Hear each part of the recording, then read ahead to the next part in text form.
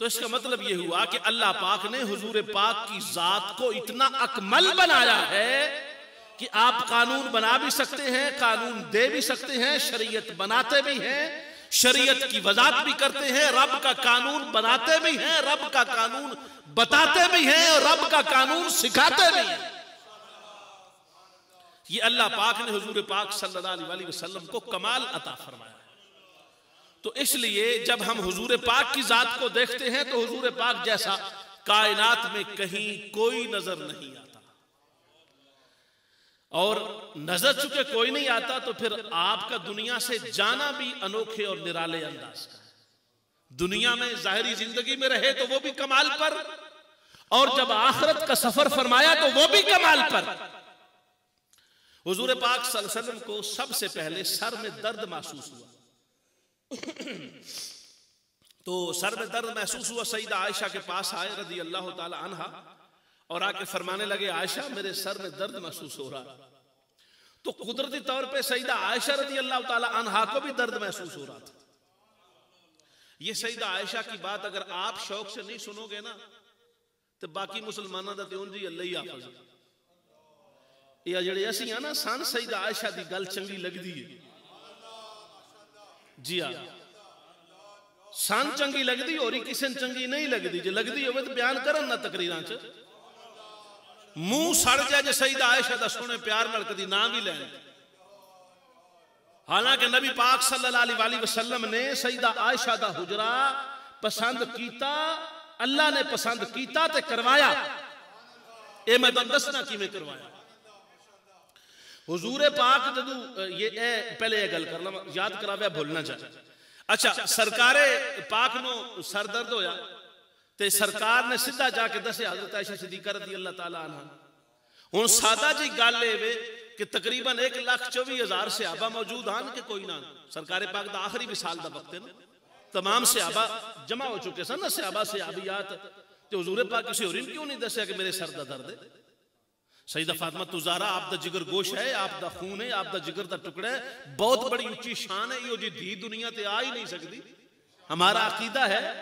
मगर सरकार ने अपनी फातिमा बेटी को तो ये बात नहीं बताई, ये बात सबसे पहले सईदा आयशा को बताई। इससे आपको तकलीफ हो तो सबसे पहले किसको बताओगे? उम्मत ने ये सोचा ही नहीं है यार। बच्चे को तकलीफ होती है तो मां को बताता है, की ख्याल है? ये भी फैसला करो। पाकिस्तान तो मान दस दिया तो इतने प्यो दस दे, की ख्याल है? पाकिस्तान तकलीफ हो गई तो मां को बताते थे, यहाँ बाप को बताते हैं। मामा मसरूफ हो गई है ना, काम ज्यादा करना पड़ता, बाहर वड़ भी चुनने पौंदे, तो फिर घर आके खाना भी तो बता भी लेके जाना। तो है फूक मार के आग भी बाढ़ नहीं होती क्योंकि गैस देते आई कोई ना, पाकिस्तान सारी गैस।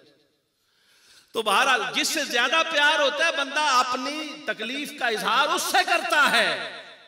आपके मेरे आका ने अपनी तकलीफ का इजहार सबसे पहले सईदा आयशा से किया।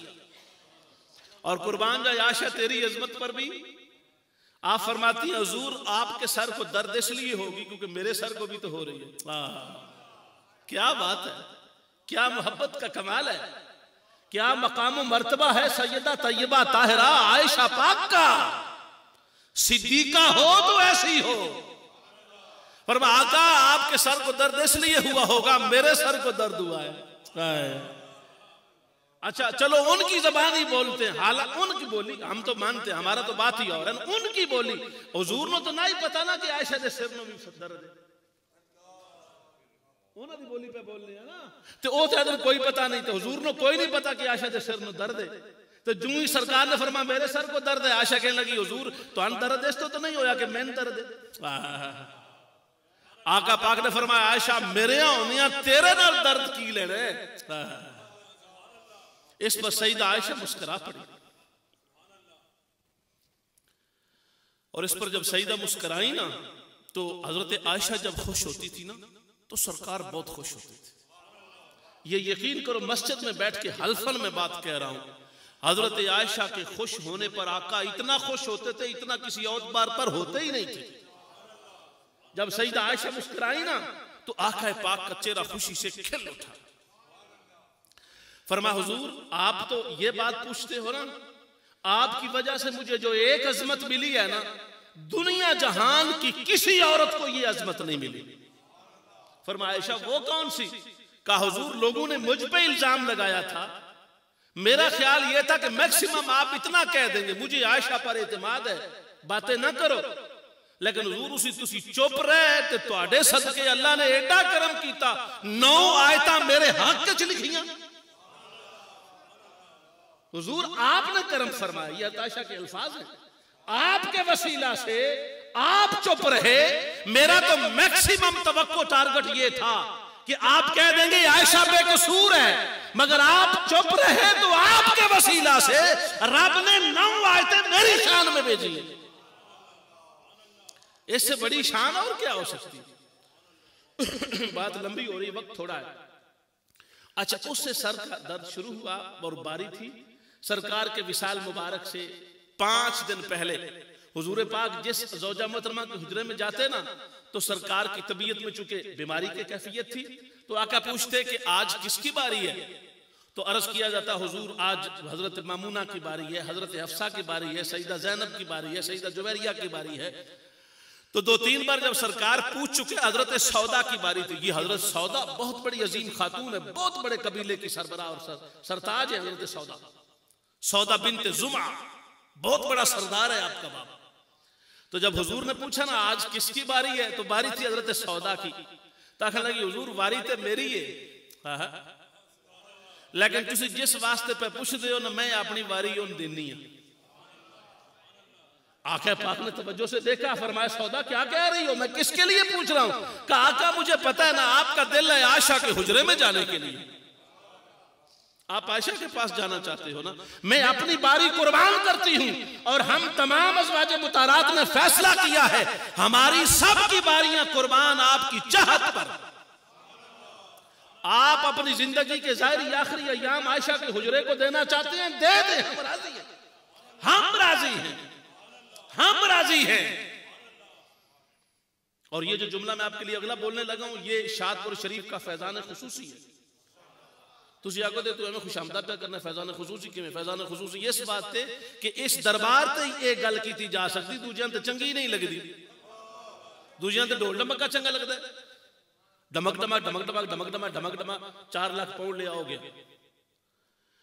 जब ये बात की ना तमाम अज़वाज मुताहरात ने, अब तवज्जो की बात है, सरकार पाक उस वक्त खुद आसानी से नहीं चल सकते थे, तो आका पाक ने फरमाया कि उदु अलीयन व उदु अब्बास, हजरत अली को बुलाओ और हजरत अब्बास बिन अब्दुल मुत्तलिब को बुलाओ। दोनों आ गए तो अर्ज की हुजूर क्या हुक्म है? फरमाया मुझे तुम दोनों सहारा दो, अली और अब्बास तुम दोनों सहारा दो और मुझे तुम खुद आयशा के हुजरे में छोड़ के आओ। हम ये बात चैलेंज से करते हैं, अली का मानने वाला बड़े से बड़ा ही क्यों ना हो, हम किसी को अपने से बड़ा मानने वाला समझते नहीं, क्योंकि अली अलैहिस्सलाम रज़ी अल्लाह ताला अन्हु को असल मानने वाले हम हैं। हजरत अली को सरकार ने बुलाया, अब्बास को बुलाया, ताकि लोगों को पता चले कि अहले बैत हुजूर को जिसके हुजरे में छोड़ के आए वो आयशा का हुजरा है। किसी में जरूरत तो नेट पे भी मेरी स्पीच है, मैं ओपन बात कर रहा हूं, कोई साबित करे हुजूर को अली व अब्बास ने नहीं छोड़ा, आप सच्चे हम झूठे। और अगर हजरत अली व अब्बास रज़ी अल्लाह ताला अन्हुमा ने छोड़ा है तो फिर इसका मतलब है कि वो सारे झूठे, हम सब सच्चे। सरकार ने दोनों के कंधों पे हाथ रखा, दोनों हजरत आयशा के हुजरे में छोड़ के आए।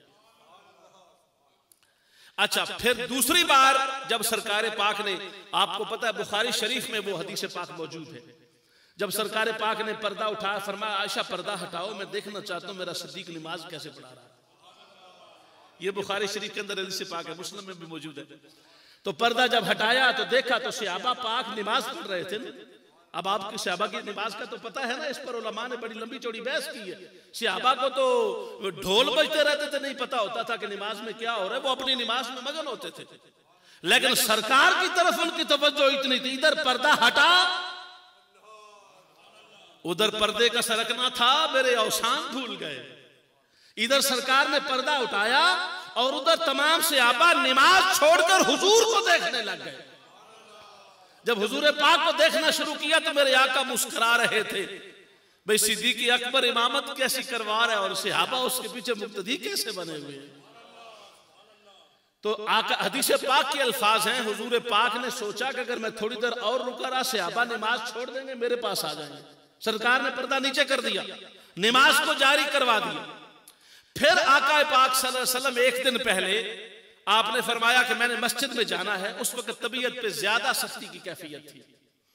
फिर हजरत अब्बास व अली को बुलाया, दोनों को। ये हमारी किताबों में भी बात लिखी है और उनकी मनाके अबी तालिब हो या दीगर जितनी किताबें उनमें भी लिखी है। फिर हजरत अली व अब्बास आए और दोनों के कंधों पे हाथ रख के सरकार पाक तशरीफ लेके गए।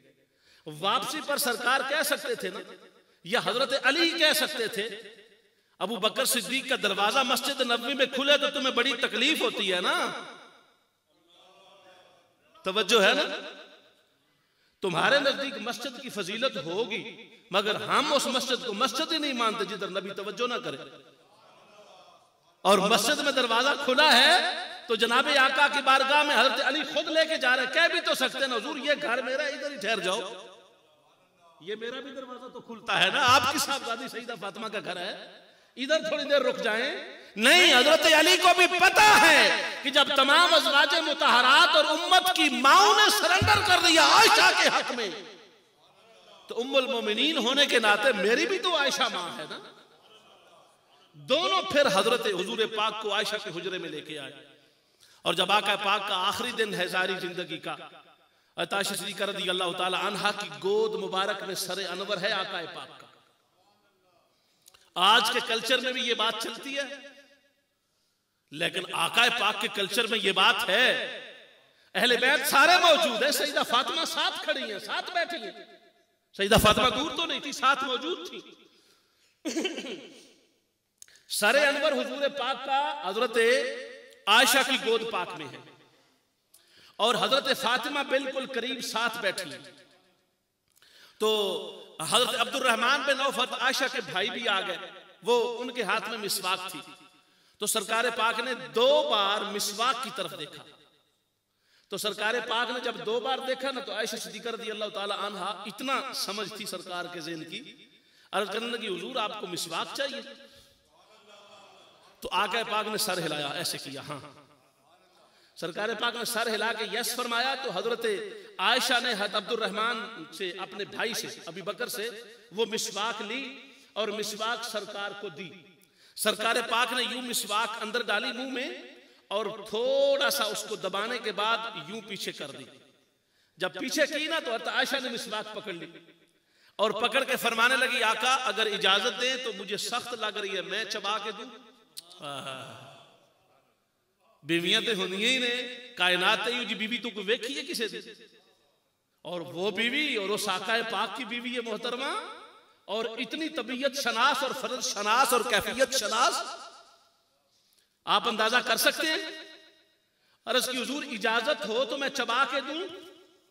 जरा तवज्जो करना, चबाई कहां जाती है? दांतों में चबाई जाती है ना। और चबाने के लिए दांत क्यों होते हैं, और कोई चीज क्यों नहीं होती? हाथ से क्यों नहीं चबा सकते? तुसी आखो जी दंद सख्त होंदे, दंद सख्त होंदे ने, पर एक और वजह भी होती है, जबान दा पानी ते तरी नाल लगदी है ते जल्दी नरम हो जाती। सईदा आयशा ने अपनी जबान मुबारक दी थुक मुबारक नाल लाई, चबाई, नरम कीती ते फिर सोने आका ने आयशा सिद्दीका दी चबाई हुई मिसवाक खुद इस्तेमाल फरमाई।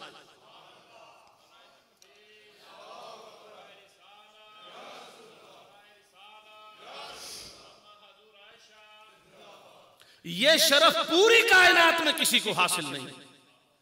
अच्छा, आयशा फरमाती हैं, फिर मेरे ज़हन में ख्याल आया, जब आपने मिसवाक मुबारक कर ली, मैंने पकड़ ली, अपने पास महफूज कर ली, फिर मेरे ज़हन में ख्याल आया कि आज सारा दिन हो गया, हुजूर पाक ने अपने आप को दम नहीं किया। दम समझते हैं ना, यानी कुछ कलिमाते खैर, कलिमाते हसना, कलिमाते तय्यबा कुरान और हदीस से पढ़कर फूंक मारना, इसको दम बोलते हैं। और दम करने से वो चीज बाबरकत हो जाती, हमारा अकीदा। हजरत आयशा फरमाती हैं, मैंने सोचा सरकार जो दम करते थे ना, 3 बार कुल शरीफ पढ़ते, अपने हाथों पे फूंक मारते और अपने पूरे जिस्म पर फेरते। तो इससे सरकार की तबीयत में इफाका होता था। ऐसे सोचती हैं आज सारा दिन सरकार ने दम नहीं किया। कुर्बान जाए भी आयशा तेरी ज़ियानत पर, कुर्बान जाए तेरी अजमत इल्म पर और तेरी समझदानी पर। आयशा पाक का शऊर कितना बालिगा है। फरमाती मैंने सोचा चलो सरकार की तबीयत में नकात ज्यादा, खुद दम नहीं कर रहा है तो मैं दम कर देती हूं। हुण आयशा दे जेड़े कुछ और भी बंदे हज़रत आयशा दी गल्लां करदे ने उन्हां दम चंगा नहीं लगदा। असीं इस तो आना तुहाडा आयशा पाक नाल कोई ताल्लुक नहीं, साडा ताल्लुक है, क्योंकि हज़रत आयशा भी दम नो मंदियां ते असीं भी सारे दम नो मंदे। समझ आई कोई ना? तुम तो दम कोई नहीं मानते हो तो दम वाली को कैसे मानोगे? फरमा मैं दम करती हूं। अब अगली बात सुनना, सईदा आयशा ने 3 बार कुल शरीफ पढ़ा, दम किया। अब अगला काम करना था, फूंक मारना था। कुल शरीफ पढ़ा जनाबे सईदा आयशा ने 3 बार रज़ी अल्लाह ताला अन्हा, फूंक मारना था दम करने के लिए। तो फरमाते मैंने सोचा कि अब मैं अपने हाथों पे दम करूं, सरकार के हाथ होते हुए, सरकार के हाथ होते हुए मैं अपने हाथ पे दम करूं। इसलिए कहते हैं उलमा मुहद्दिसीन इस बात पर मुत्तफिक हैं कि सईदा आयशा सदीका अपने जमाने की परले दर्जे की मुज्तहिदा है, टॉप क्लास की मुज्तहिदा है, जूरिस्ट है। आपने कुल शरीफ पढ़ा, दम सरकार के हाथों पे किया और हुजूर पाक के हाथ लेकर ही हुजूर के जिस्म पर फेरना चाहे। अब अगली बात इससे भी पुरलुत्फ है और अकीदा की बुनियाद है। हम तो वैसे ही आका पर वारी वारी जाते हैं, मगर ये बात ही बड़ी प्यारी है। जब सईदा आयशा हाथ सरकार का पकड़ के फेरने लगी ना, तो मेरे आका ने अपना हाथ खींच लिया, फेरने नहीं दिया। और जब हाथ खींचा ना तो सईदा आयशा ने गौर से देखा, और जब इस गौर से सईदा आयशा देखती थी तो आका पाक की मोहब्बत का कमाल होता था। उस वक्त हुजूर पाक की आंखों में आंसू आ गए। जब हज़रत आयशा ने तवज्जो से देखा ना, आका पाक की आंखों में आंसू जा रही है। मैं तो दम करना चाह रही थी, आपके हाथों से ही दम करना चाह रही थी, मेरे आका की आंखों में आंसू आ गए। उस वक्त सईदा आयशा कहती मैं समझ गई कि अब आका ने इस दुनिया को खैर बात कह दिया। मुझे हाथ नहीं फेरने दिया, हाथ मेरा पकड़ के नीचे कर दिया और आपकी ज़बान मुबारक पर था अल्लाहुम्मा बिर्रफीकिल आला, अल्लाहुम्मा बिर्रफीकिल आला। ये 3 बार जुमले इरशाद फरमाए।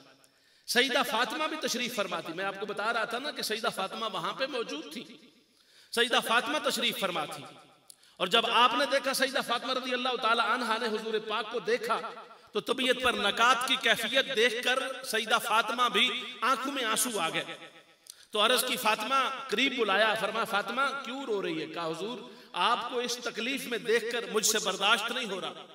तो फरमा फातिमा ऐसी बात नहीं है, ये तेरे वालिद पर जाहिरी जिंदगी की आखिरी तकलीफ है और मैंने खुद तकलीफों को अपने सीने से लगाया, क्योंकि मैं दुनिया को राहतें देने आया हूं। तकलीफें सारी मैंने ली हैं, खुद चुनी है, खुद चुनी है।